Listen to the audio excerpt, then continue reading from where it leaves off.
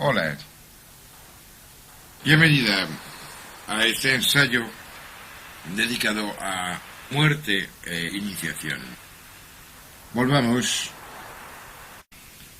a este momento increíble del nacer de la conciencia,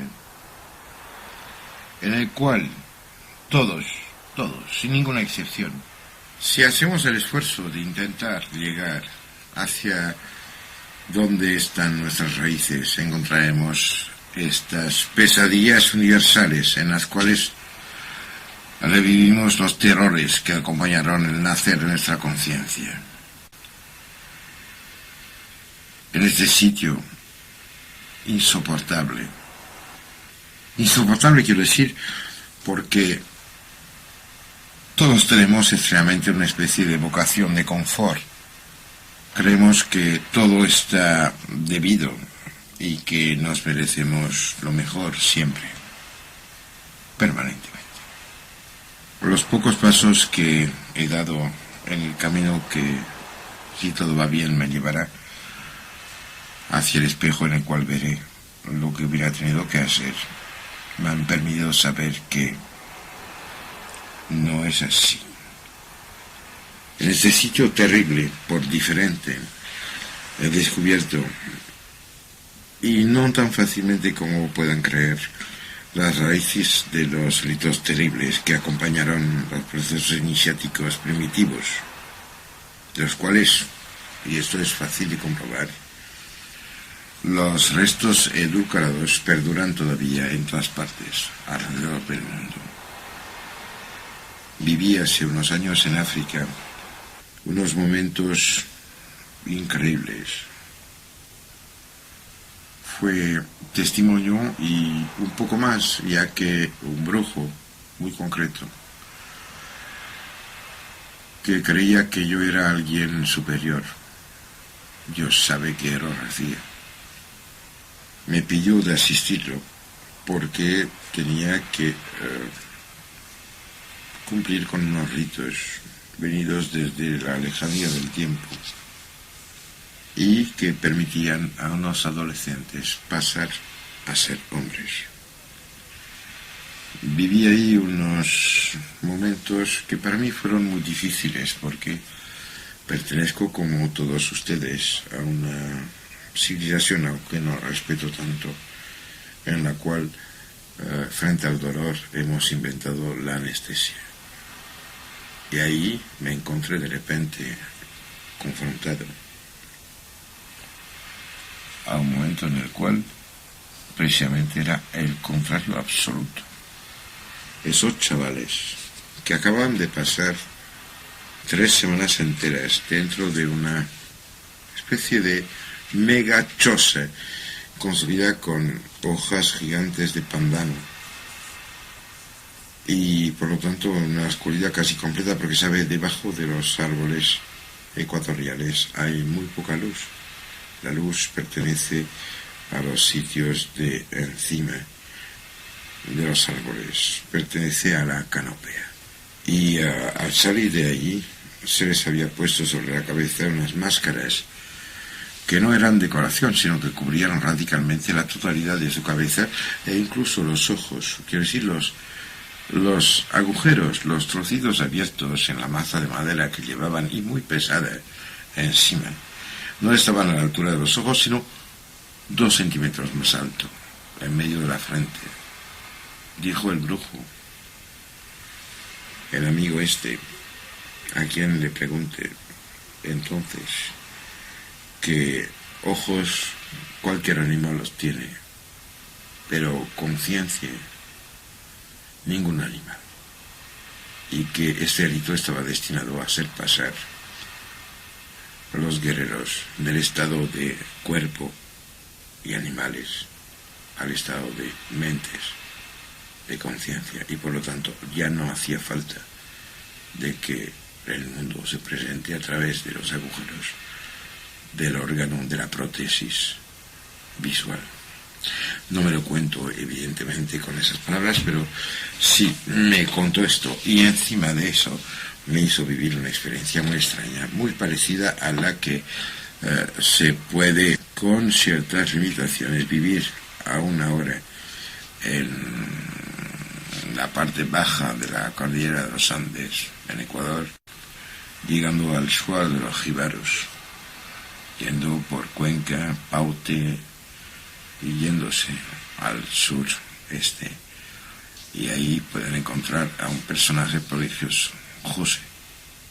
Bueno, su nombre real no es José, pero él se hace llamar José porque le indignaron una etiqueta. Este hombre es un curandero, sabio, sacerdote, iniciado, y 2, 3 veces a veces en la semana se toma ayahuasca. Ayahuasca es el nombre de una liana ecuatorial, el cual nombre latino taxonómico real es Panisteria caapi. Cuando hay gente que se está muriendo, o que sufre, o que tiene dolores o molestias, problemas o imposibilidad de relacionarse con el mundo que les rodea, que al final es siempre la misma historia.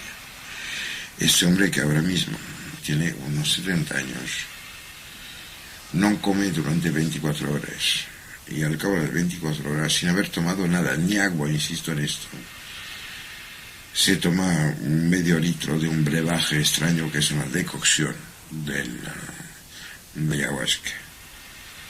Al cabo de media hora, 3/4 de hora, empieza a vomitar de manera espantosa. Es tan delgado que cuando uno presencia esto piensa que casi se va a poner al revés este pobre hombre. Después, se ha pasado 1 hora y media. Como ya se calman las arcadas, se estira en una hamaca que está ahí tendida entre 2 troncos que están al centro de esta choza circular rodeada de una palizada de bambúes en la cual vive. Empieza a balanzarse y dice cosas. Honestamente, la vez en la cual estuve con él, no entendí ni pizca de lo que decía, ya que hablaba unos dialectos e idiomas de los cuales no es que no tenga pocos datos, no tengo ninguno.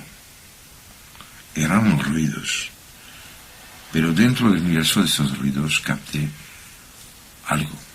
Creo que, al igual que él, alrededor del planeta existen personas que aún conocen, por no saber ninguna otra cosa, el cómo hacer para formular esta fuerza prodigiosa que es la de la lengua primordial, que hace que en todas las poblaciones del mundo los niños a su madre dicen un sonido que parece a mama, mami, mamu, mame, mother, mother, poco importa. Empieza por este sonido y a la otra punta, y acuérdese de esto todos. Encontramos que cuando la madre no es de donde se sale, sino donde se hay que entrar, el sonido es el mismo.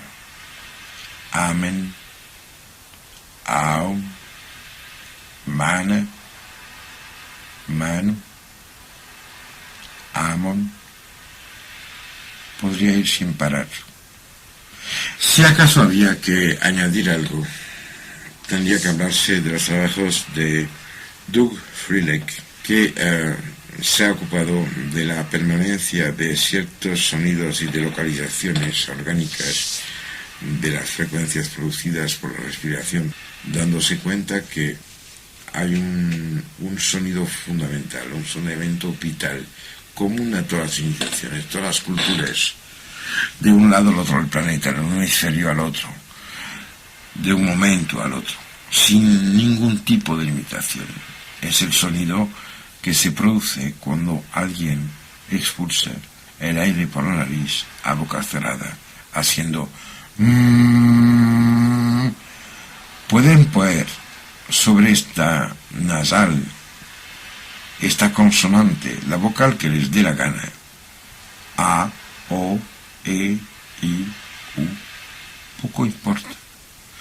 Hágalo con seriedad, con honestidad, observando las cosas que se despiertan dentro de su ser más íntimo. Hágalo 5 segundos al día. No le pido ni siquiera que pase más tiempo que el de mirar de un lado y del otro. 5 segundos al día. Cualquier palabra que quieran que tenga M,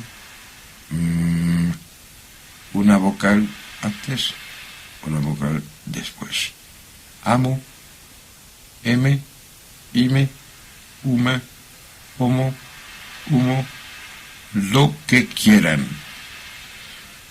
No pido que me crean, os pido que lo intenten.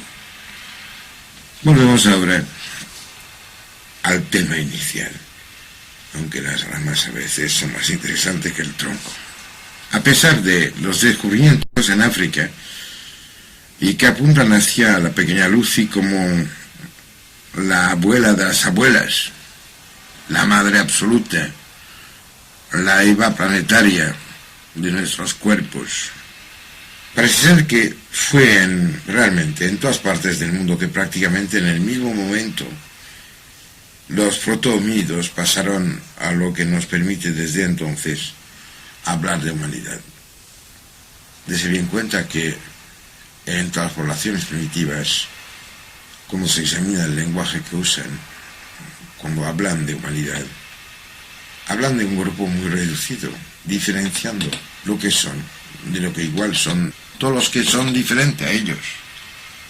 Y el nombre que se dan es los hombres, el pueblo. Somos los hombres, somos el pueblo. Cualquiera que haya viajado un pelín, de manera honesta quiero decir, sin ir a hoteles excepcionales, ni intentando recopiar el sitio del cual vienen para plasmar el sitio en el cual habían ido. Todos los honestos, los de corazón abierto, de mente clara, los de ganas limpias como un agua que cae de arriba del monte, todos saben que es así, de todas partes, alrededor del mundo. Las pautas de referencias que realmente pueden ser útiles corresponden, mirando a la lejanía del tiempo, al momento en el cual los protohombres capaces de fabricar útiles, quiero decir, de coger algo para mejorar su actuación sobre lo que les rodeaban, o sea, cumplir con una función superior que es la de ayudante de la creación. Pues cuando pasan a la nueva fase en la cual tienen ideación creativa y memoria elaborada, pues a este momento, y solo a este momento, se transforman en hacedores de símbolos, proyectores de imposibles, agentes y cómplices de una creación que va mucho más allá de la ridiculez de lo que se mide, se reproduce y se dicta como gases en los laboratorios de la muerte oficializada. ¿Cómo hay que hacer para organizar lo que alguien puede haber vivido teniendo una experiencia trascendental?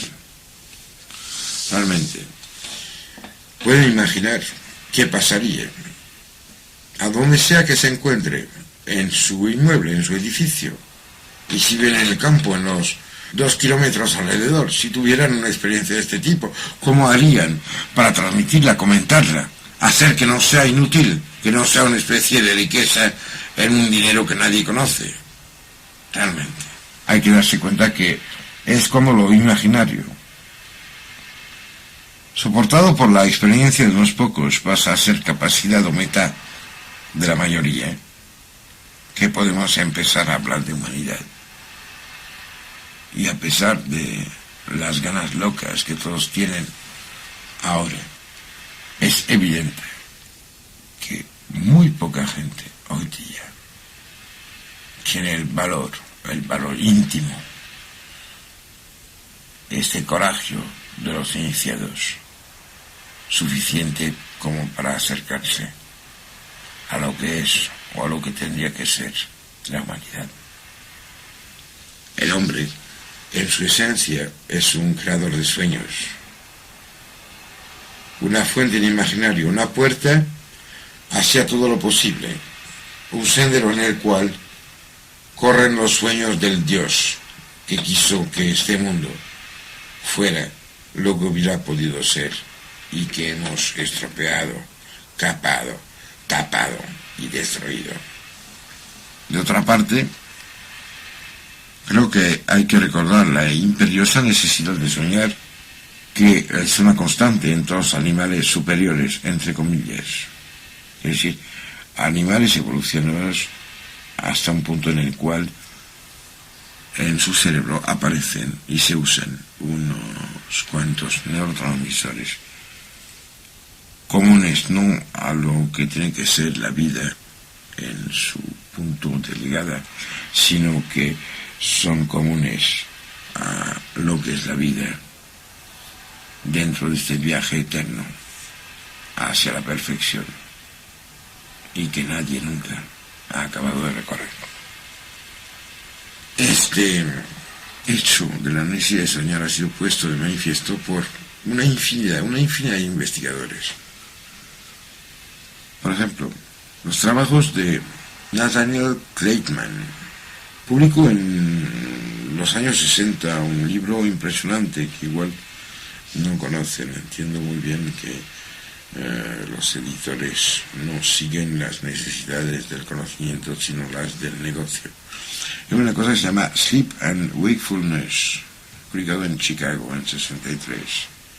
Pues Nathaniel Kleitman puso en relieve la relación entre las secuencias de movimientos rápidos de los ojos, que habitualmente por convenio mundial se conocen como fases REM, o sea, de Rapid Eye Movements, con la aparición de las fases de sueños.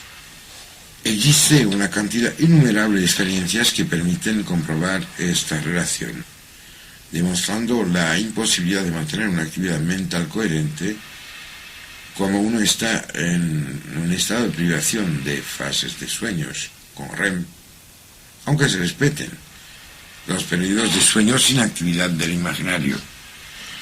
Es un poco como volver a comulgar con una cosa que conocíase de esto unos 25 años en el Queensland, en Australia.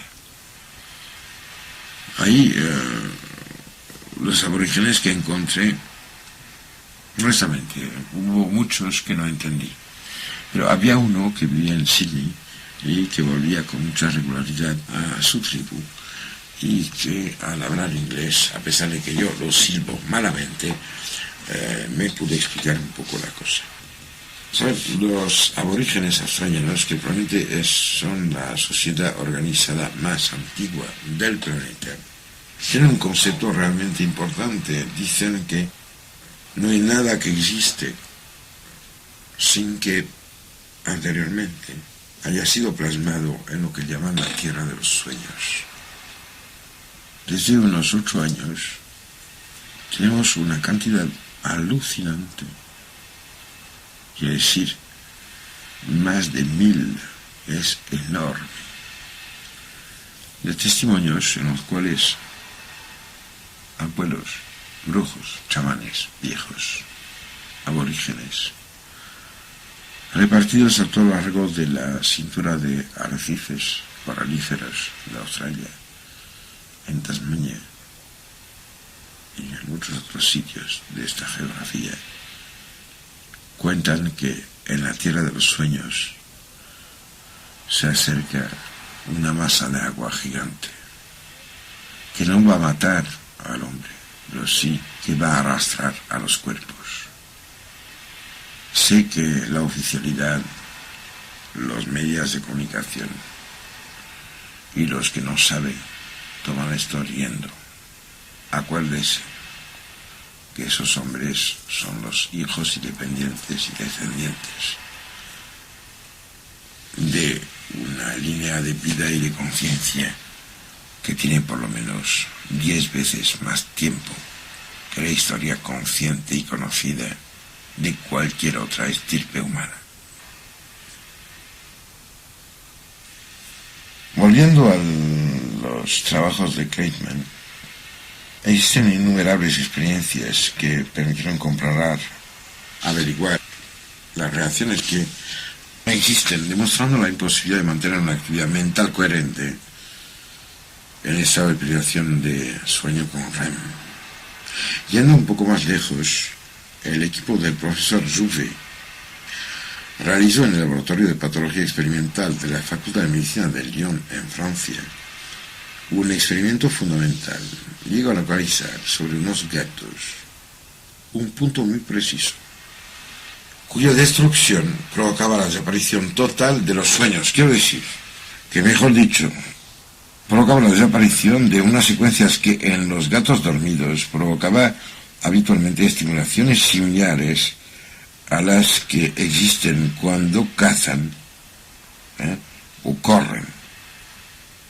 En realidad se trataba de el estimular o inhibir una memoria no verbal fundamental al momento de elaborar la existencia de algo que sea un gato o un ser humano. El profesor Jouvet, para realizar su experimento, se ocupó de un punto muy concreto, o sea, algo anatómicamente bien determinado. Este punto se encuentra muy cerca del centro del encéfalo. Se trata concretamente del núcleo prearticularis pontis caudalis.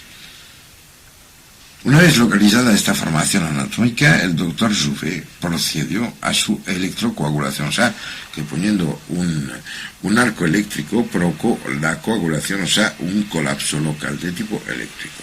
Inicialmente los gatos no presentaron alteración comportamental alguna, pero al cabo de 2-3 días, según los animales, con bastante variaciones según los casos, empezaron a manifestarse unas actividades extrañas.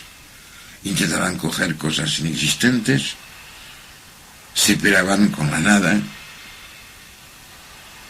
hacían movimientos incomprensibles.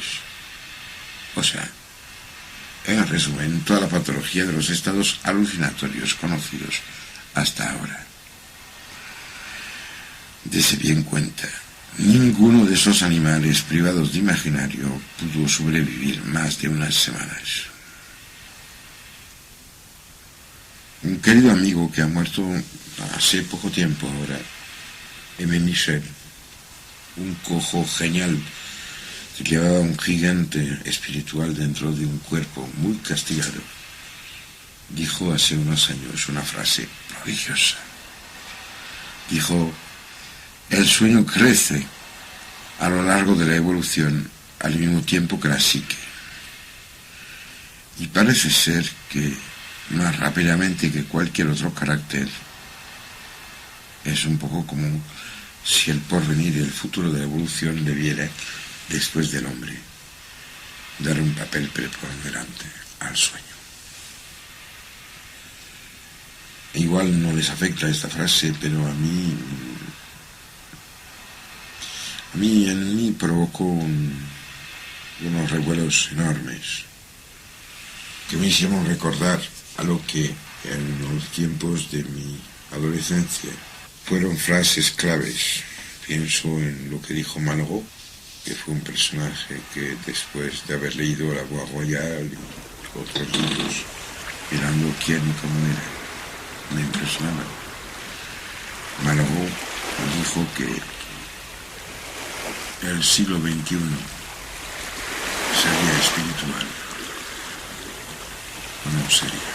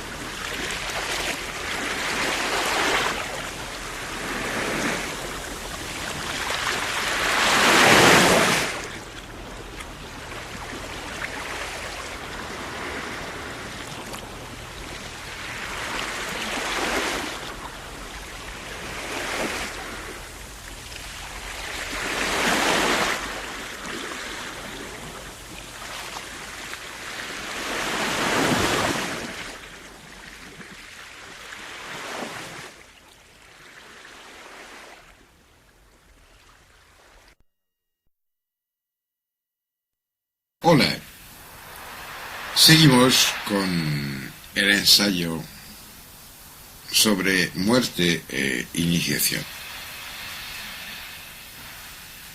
La humanidad hunde sus raíces en el sueño de una realidad aún por venir. Y ahí lo imaginable se confunde con lo que potencialmente existirá alguna vez. Los tiempos que hay que considerar en el momento de estimular los pasos que fueron necesarios para que las transformaciones iniciadas en la noche de las noches llegasen a concretarse en modificaciones transmisibles pasan con toda certeza varias decenas o centenas de generaciones sucesivas. Pero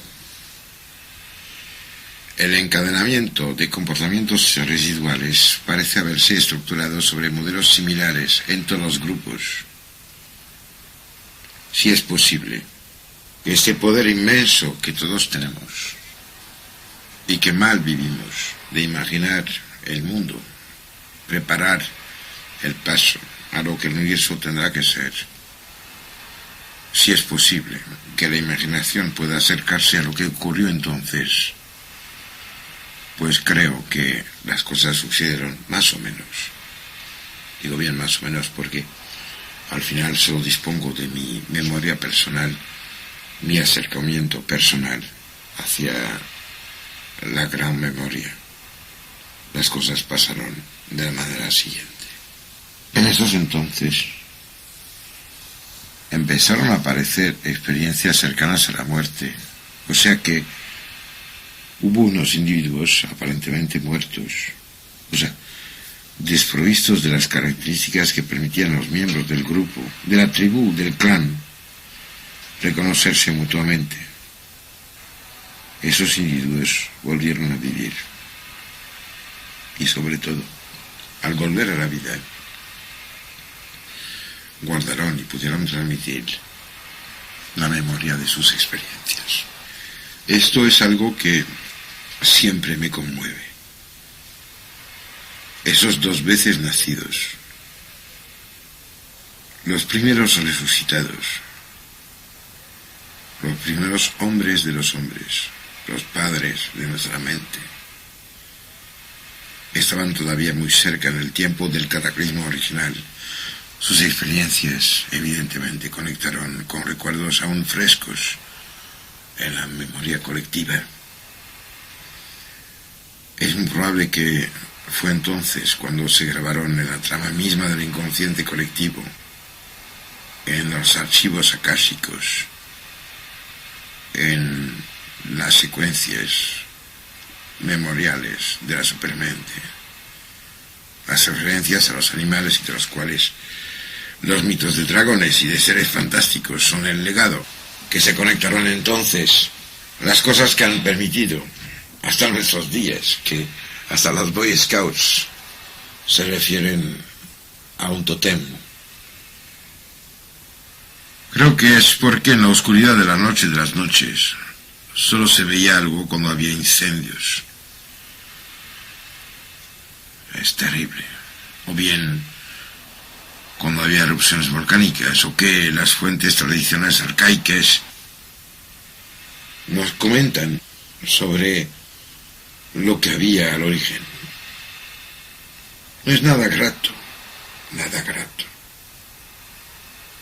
porque dentro de la raíz común de iniciaciones y tradiciones transmitidas, comunes al mundo entero, encontramos permanentemente imágenes que conectan los dragones con el fuego en las llamas. Yo no puedo creer, por ejemplo, que un ser como Isaac Newton,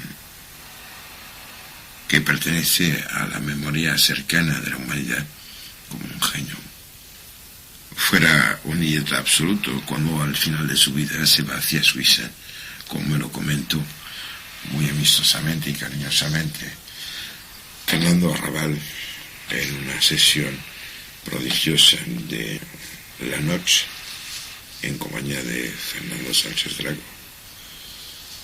Sí, Isaac Newton se fue a Suiza a buscar dragones. Isaac Newton no dedicó su vida a escribir las cosillas de las cuales creemos que basta saber de qué fueron para intuir quién fue él. La manzana que cae, la gravedad universal, es una solemne idiotez frente al resto de su vida. Para él fue como un momentito. Isaac Newton era un alquimista. Dedicó un poco más de 15.000 páginas, aún por traducir, transliterar y poner a disposición de la gente. Dedicó su tiempo a meditaciones mucho más hondas que el preocuparse de una manzana cayendo de un árbol al suelo, que al final es una cuyonada y una idiotez de cateto. Al final de su vida, Newton, que creo estaba conectando con las fuentes absolutas de la memoria humana, se fue a buscar dragones a Suiza. No a Suiza, porque en realidad es una traducción moderna. Se fue a una cadena montañosa, alta. Esas cosas que hacen que la tierra a veces toca y abraza al cielo mismo. Creo que estaba haciendo el último paso que le permitía descubrir las raíces, saber de dónde venía, para empezar a entender quién era. El castigo más terrible que pueda existir para un ser humano es probablemente el de volver a ese estado anterior a la conciencia, del cual la única huella, el pedestal insoportable, está hecho de olores sulfurosos, de atmósferas fuliginosas, pobladas de sombras horrorosas de animales gigantescos, perfilándose sobre un horizonte de llamas, en un mundo lleno de gritos y de espantos. Más cerca, más fácil de entender, más sensible, probablemente, más falsamente cultural. La huella de las obras de Hieronymus Bosch, El Bosco, en el Prado, en Madrid.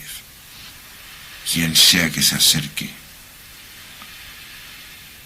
a su obra no se va a encontrar con la huella digital de un hombre en un momento del espacio y del tiempo, no. Se va a encontrar con el molde absoluto de sus miedos y ansias, sueños y amores, posibilidades y espantos. Al final, el Bosco es la forma edulcorada de los dragones de Newton.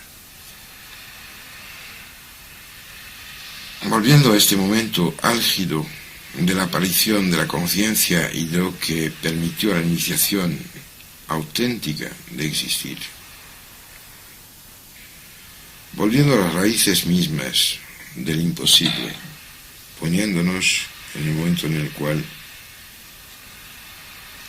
quien sea que se acerque a un futuro inimaginable tiene que olvidar quién es, cómo es, en ese momento, este sitio, con los accidentes de su vida. ¿Sabe? Al mismo tiempo que los protomídeos vivían estas transformaciones inimaginables, es muy probable que también varios individuos de muchas especies animales fueron el teatro de transformaciones similares, aunque debido al mantenimiento de la estructura global de las especies, no tuvieron descendencia, ni otros compañeros, que los primeros viajeros de la muerte. Estoy hablando de los padres fundadores, los que iniciaron con las técnicas iniciáticas, los que sabían de qué iban las transformaciones inducidas por esas experiencias. Es ahí donde se encuentran muy probablemente las raíces de las relaciones de ciertos grupos con símbolos totémicos, dando lugar a unos cultos hacia los animales elegidos, con los cuales los chamanes primitivos tenían y tienen, insisto en esto, contactos privilegiados. Sin dar agua ni fuerza a ningún tipo de publicación.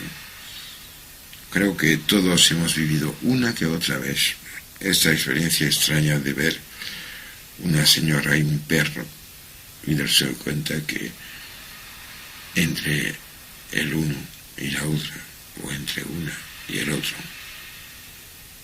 alguna similaridad existía. No es ninguna cosa pasiva o cruel. No. Quiero decir que esto es lo que permite saber que nadie, nunca está solo. Todos escogemos una diana, un centro, un ónfalos, un ombligo cósmico, que es el punto en el cual nos conectamos con la Madre Absoluta, que todos, esto sí, desconocemos. Pienso que a través de todas esas cosas menudas, a veces ridículas, se apunta y se va hacia un sitio frágil, luminoso e insoportable. ¿Sabe? En el momento en el cual se derrumba el mundo anterior, el mundo del animal que fuimos, creo que también en este momento apocalíptico, pues en este momento habría que buscarse la fuente de todas las mitologías, y que el punto común a todas ellas es finalmente referirse a los orígenes, a las edades primordiales. O sea que las mitologías se refieren a momentos en los cuales aparecen transformaciones tan radicales que los hombres enchufados con Dios, quiero decir, los que sabían, los que estaban metidos en el aro, los que hacían parte de la estirpe dominante, tuvieron unas experiencias muy extrañas, y dentro de los que decían que sí, hubo claramente unos pocos que evidentemente lo vieron de verdad. Imagínese que entonces, en esas microrealidades planetarias, esos hombres fueron tan diferentes, tan extraños, tan insoportables, que realmente creo que entre la admiración y el miedo se empezó a abrir una puerta que aún está abierta hacia la noche total.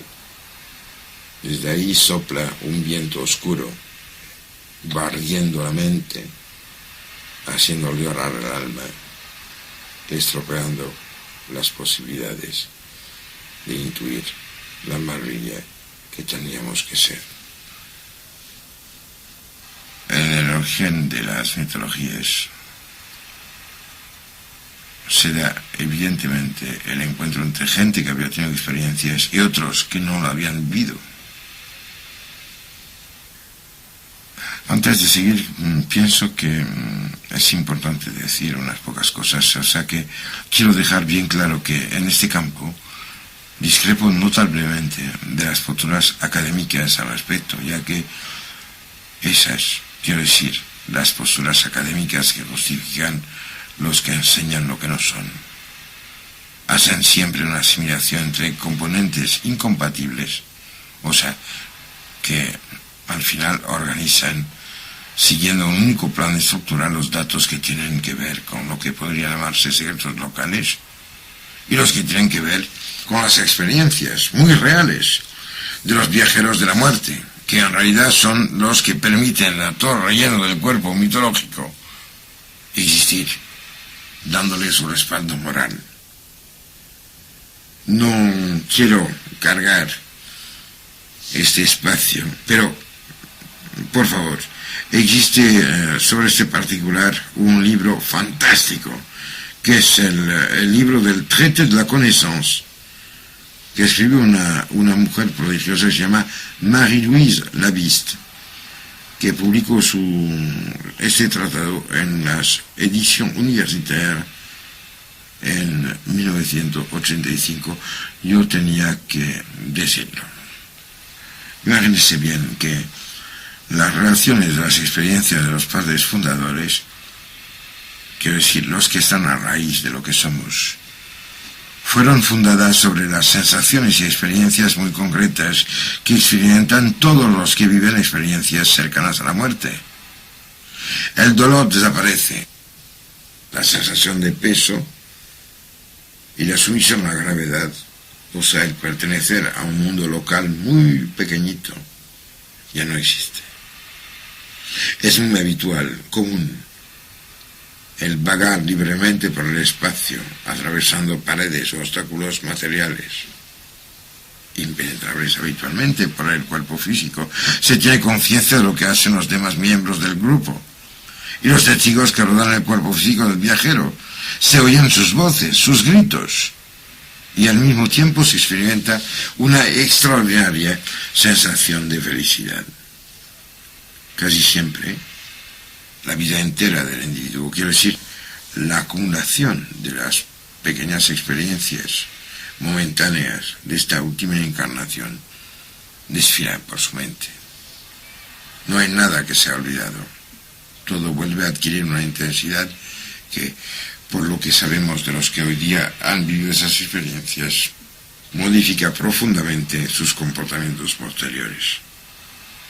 Por lo visto se tiene la experiencia del viajar por un túnel, al final del cual una luz sobrecogedora, una luz dorada, atrae el espíritu, o lo que sea que consideremos que somos si no somos cuerpo, como si fuera una mariposa. Habría que acordarse ahora de lo que el Dante en la Divina Comedia explica, dibuja y describe. Muchas veces, al cruzar el umbral de esta luz inmaterial, el viajero interior se encuentra con personas que le esperan, seres con correcciones de conciencia, presencias. ¿Quiénes son?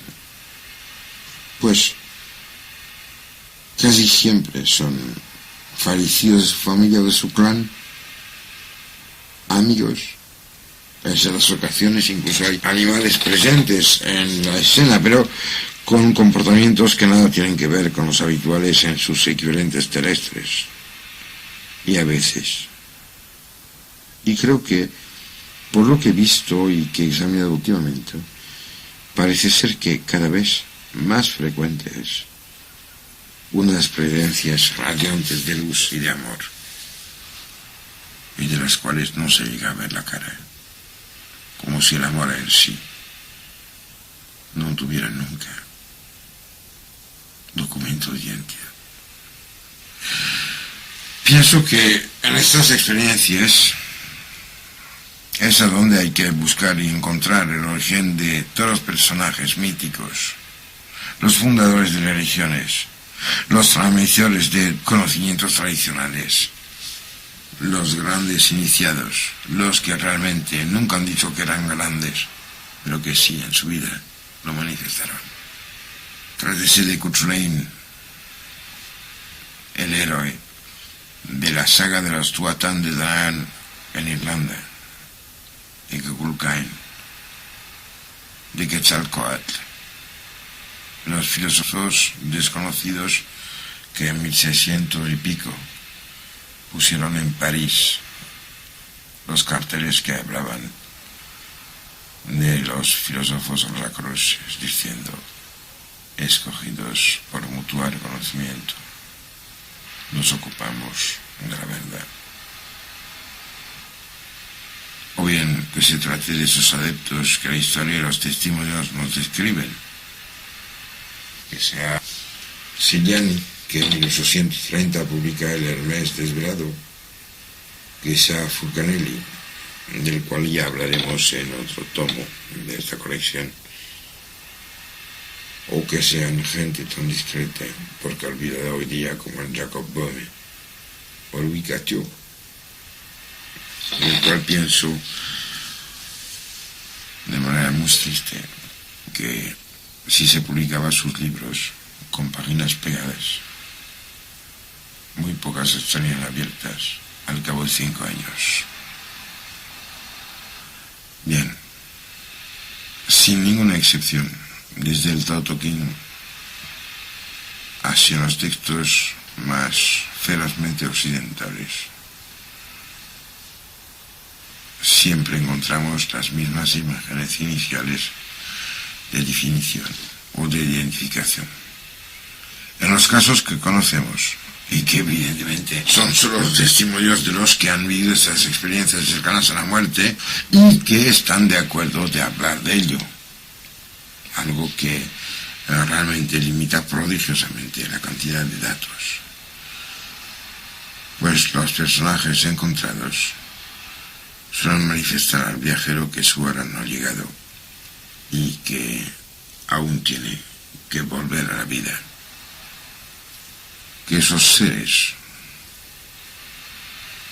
conocidos o descritos que pueden encontrar en cualquier sitio del mundo, en cualquier momento, basta hacer el intento. En nuestra herencia cultural local están conocidos porque al final basta leer los textos relacionados con ángeles, potencias, tronos, dominaciones, abuelos portadores de sabiduría eterna, almas recientes. Basta acercarse a lo que la Cábala nos puede decir, con la suerte enorme en España de tener gente que está hablando de manera muy honesta y seria sobre este tema. Realmente se puede acercarse honestamente a una sistemática, aunque limitada, eficaz, y que permite entender a lo mejor esos mensajes ciegos que llegan desde el pantano de nuestra parte olvidada. Hablando de los que han vivido la muerte, aunque esto parezca una paradoja, todos los testigos están de acuerdo con el hecho de que el volver a incorporarse, el reencarnarse, el volver a ser una persona con DNI y un perfil, un peso y unos vestidos habituales, es un paso muy difícil y doloroso incluso. Me dijo una de las personas que pude entrevistar sobre este particular que tuvo la impresión de que su cuerpo era como un vestido apretado, varias tallas demasiado pequeño. Yo he vivido esto muchísimas veces, sobre todo cuando me llamaban pidiéndome de actuar a distancia. Al final no era tan difícil de ir para encontrar al enfermo. Y las veces en las cuales conseguí cosas prodigiosas, al volver, pasó algo espantoso. Mi mujer, Daniela, la persona más increíble, más insoportablemente guapa dentro que haya conocido en mi vida, ha tenido que llegar a pegarme, hostiarme, para que no me quede muerto, porque la verdad es que el placer, el orgasmo, el entusiasmo prodigioso de la conciencia ya no limitada por el que la aguanta, no puesta dentro del vaso limitado de un cuerpo, un momento, una historia, una persona, es algo tan prodigioso, tan fantástico, que realmente no tenía ganas de volver. Espero de que tengáis la gana, la energía y la frialdad como para seguir escuchando lo que ya viene en la Santa Iglesia. Que la luz os acompañe.